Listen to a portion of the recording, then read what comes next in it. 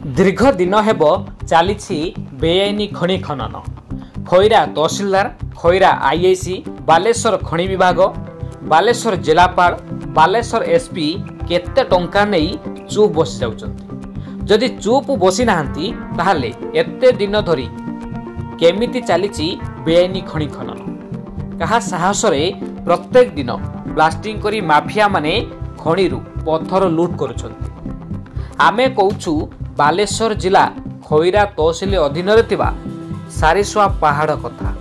जदि बालेश्वर जिलापाल एवं सिमुलिया विधायक चाहिए ताहले गोटे दिन में बेआईन खनि खनन उपरे रोक लागिवो, किंतु काहेकि सेमाने एथिप्रति दृष्टि देउनाहांती, जा फल माफिया माने दिनकु दिन पत्थर लुट करि चलिछन्ति।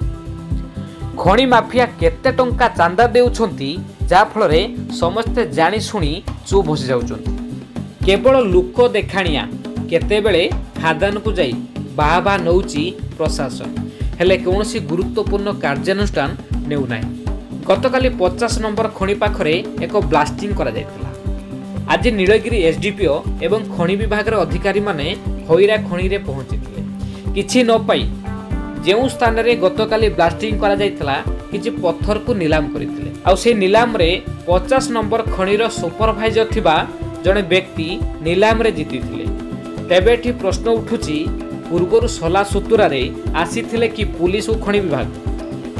परिचयटा देबे मोसे जनार्दन दास घर अमर डगर प्लांट एटी आपण काई आसीले एटी अमरेश भाईकर जो 50 नंबर कोरे मो सेटा बुझा बुझी करे हमर छुआ अछंती मो बुझा बुझी करे।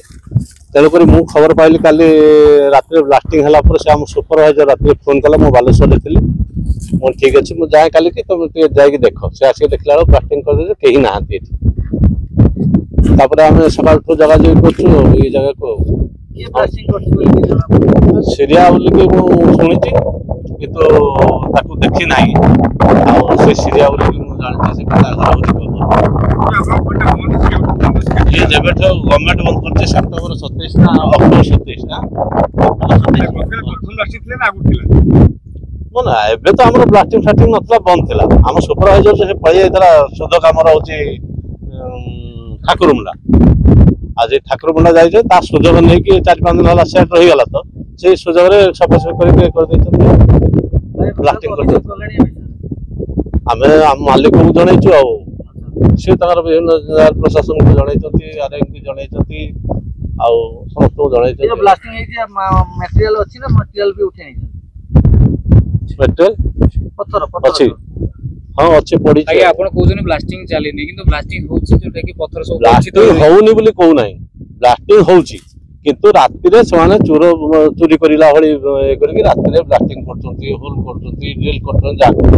हम घर तो एठी नो हमर जे सुपरवाइजर रहला से रहला घर गांव रे बुझले तेडू आमे जानिया केंती किंतु होउछि। आपण आज कोन देखिले ब्लास्टिंग हेछि कि ब्लास्टिंग हेछि प्रकृत रे सेठी ये विस्फोरक लगे कि या को फुटे छथि एवं पत्थर मध्ये रहि छै सेति पय जे मन ताको दिया छै से ताकर ऑप्शन हो किबा ताकर जहा प्रोसीजर अछि सरकार सर गोटे कथा कि आपण एई लोकल आईएस अछथि लोकल जेएम अछथि लोकल तहसील डिपार्टमेंट रेवेन्यू अछि फॉरेस्ट आ सते किमिति चोड़ एबडी आबे ब्लास्टिंग होउछि आपण कोन लोकल भितरे कोन काहेकि आपण धीरे धीरे अछथि आईएस के आछि नहीं आमे ए पूर्व मध्ये आपण देखंतु गोटे विस्फोरक आमे गोटे सीज करथु गवर्नमेंट रे सेटा आपण पाखि 18 क्विंटल 450 केजी रो सब जिलोटिन विस्फोरक जोड़ा थिला सेटा दी प्रकार थिला गोटे लो क्वालिटी एवं गोटे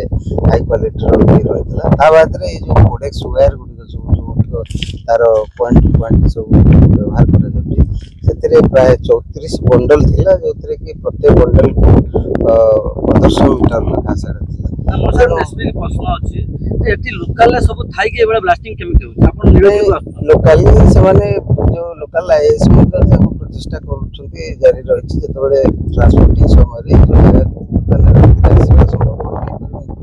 जगह पुलिस मल्टीवेरियस ड्यूटी रहुछि तेणु होता से तदारख करबारे टिके ये रहबो